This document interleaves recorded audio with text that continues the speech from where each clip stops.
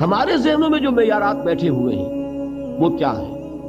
کامیابی پیسے سے ہے، کامیابی جائیداد سے ہے، کامیابی کاروبار سے ہے، کامیابی شہرت سے ہے، کامیابی اقتدار سے ہے۔ یہ معیارات ہیں۔ جو جتنا دولت مند اتنا کامیاب، جو جتنا مشہور اتنا کامیاب، جو جتنا پاپولر اتنا کامیاب، جو حکومت پر پہنچ گیا کامیاب، جس نے بڑا کاروبار جما لیا کامیاب، جس نے بہت جائیداد بنا لی کامیاب۔ یہی ہے اصل میں ساری بس کی گانٹھ۔ جو تصور کامیابی کا ہوگا اسی کے مطابق آپ کی بھاگ دوڑ ہوگی، اسی کے لیے جد و جہد ہوگی، اسی کے لیے توانائیاں صرف ہوں گی، اسی کے لیے دن رات کی مشقت ہوگی۔ یہ ہے اصل شے جس کی یہاں نفی ہو رہی ہے۔ کامیابی دولت سے نہیں، کامیابی شہرت سے نہیں، کامیابی اقتدار اور طاقت اور حکومت سے نہیں، بلکہ کامیابی ہے ایمان سے، عمل صالح سے، تواصی بالحق سے، تواصی بالصبر۔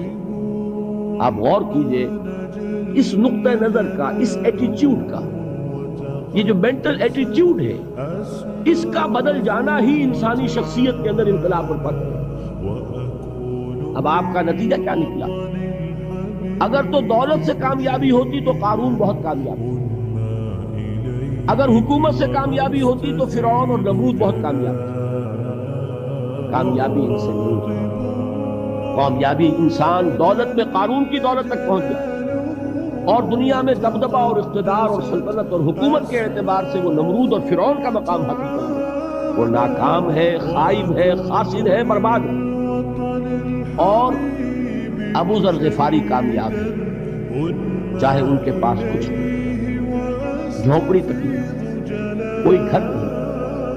حضور نے فرمایا ہے اللہ کے کچھ بندے ایسے ہوتے ہیں جو کسی محفل میں جانا چاہیں تو انہیں اجازت نہ ملے، جو کہیں اگر رشتہ کرنا چاہیں کوئی ان سے رشتہ کرنے کو تیار نہیں، کہیں کوئی سفارش کرنا چاہے تو ان کی کوئی بات ہی نہ سنے۔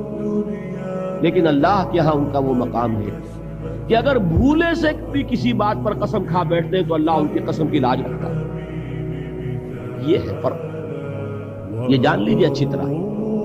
اس بات کا مان لینا آسان، اس پر سبحان اللہ کہنا آسان، لیکن اس کے مطابق آپ کے اپنے ذہن کا بدل جانا بہت مشکل ہے۔ اس لیے کہ ہم متاثر ہوتے ہیں اپنے ماحول سے۔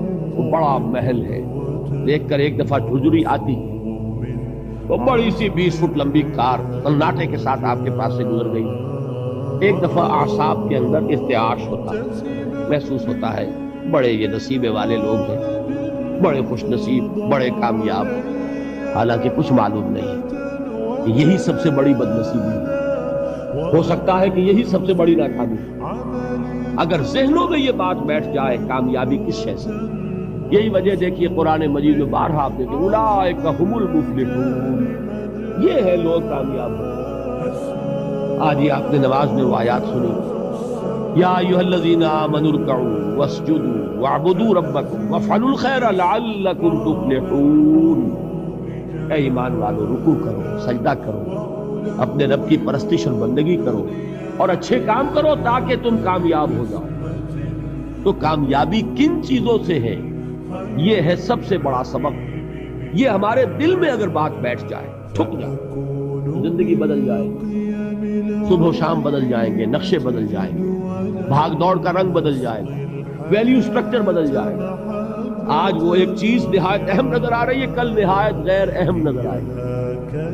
جیسے کہ حضور کی حدیث ہے مالی ولی الدنیا، مجھے تمہاری اس دنیا سے کیا سروکار ہے، انما مثلی کراکب استظل تحت شجرۃ ثم راح فترکها، میری مثال تو اس سوار کی سی ہے جو تھوڑی دیر کے لیے ایک درخت کے سائے میں ٹھہرتا ہے سستانے کے لیے، پھر وہ اپنا راستہ لیتا ہے، اسے اس درخت سے مستقل تعلق اس کا نہیں ہے، وہ اس کا گھر نہیں، وہ اس کی منزل نہیں۔ اسی طرح یہ دنیا میرا گھر نہیں ہے۔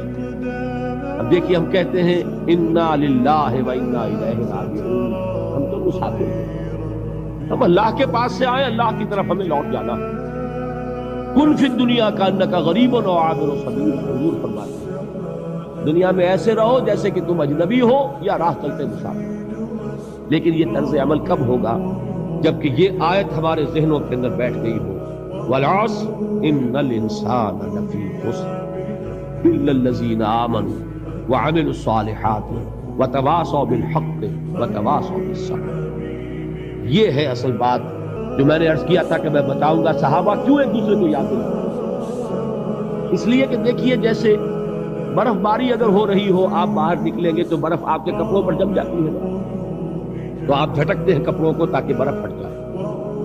ہمارے ایمان پر اس دنیا میں رہتے ہوئے جب ہم متاثر ہوتے ہیں ماحول سے تو گردہ آ جاتا ہے، برف پڑ جاتی ہے، اس کو جھٹکتے رہنے کی ضرورت ہے، اور وہ جھٹکنے کی بہترین اور مؤثر ترین شکل یہی ہے کہ یاد رکھو کامیابی ان چیزوں سے نہیں ہے۔ چمک دمک جو ہے دنیا کی، یہ ساری چمک دمک جو تمہیں رجھا رہی ہے، جو تمہیں اپنے اندر گم کیے ہوئے، یہ لفظ گم پر اقبال کا وہ شعر یاد آ گیا کہ کافر کی یہ پہچان کے آفاق میں گم، اور مومن کی یہ پہچان کے گم اس میں ہے آفاق۔